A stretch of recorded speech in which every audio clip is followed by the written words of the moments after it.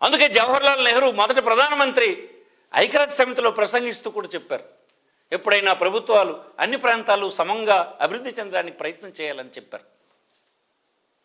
ఇంత స్పష్టంగా కనిపిస్తుంటే ఈనాడు కూడా మా శ్రీకాకుళంలో చూస్తే, అలాగే విజయనగరంలో చూస్తే, విశాఖపట్నంలో చూస్తే నేను ఎప్పటికప్పుడు చూస్తాను.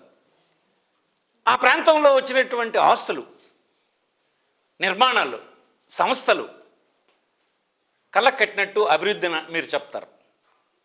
కాదని మేమంటాం.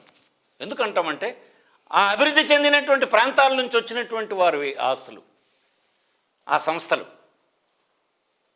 ఆ వెలుగుతున్నటువంటి సంపద అంతా ఇతర ప్రాంతాలది.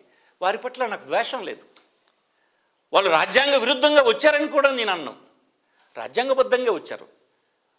ఎలా వచ్చారు అని అంటే ఈ దేశంలో లభించినటువంటి ఇన్సెంటివ్స్ని పుచ్చుకునేటువంటి చైతన్యవంతులుగా వాళ్ళు తయారయ్యారు. అభివృద్ధి చెందినందువలన చదువుకున్నారు, ఇన్స్టిట్యూషనల్ ఫైనాన్స్ని సంపాదించారు, ప్రపంచంలో ఉండేటువంటి టెక్నాలజీని తెచ్చుకొని దేశంలో వచ్చినటువంటి విషయాల్ని అందిపుచ్చుకున్నారు. అది దేనివల్ల జరుగుతుంది? అభివృద్ధి చెందినటువంటి ప్రాంతంలో ఉన్నటువంటి వాళ్ళకి ఇవన్నీ లభిస్తాయి.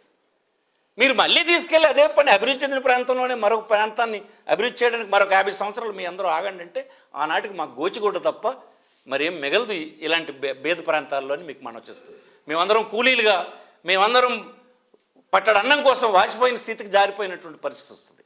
మా ప్రాంతంలో ఉన్న ప్రతినిధులు అమరావతి మా రాజధాని అని పాపం ఇబ్బందులు పడుతూ చెప్తున్నారు. కేవలం మిమ్మల్ని మెప్పించడానికి, మీ వద్ద వాస్తవం చెప్పలేక. ఈ ప్రజల దుస్థితి చూసి వాళ్ళకి చెప్పమనండి.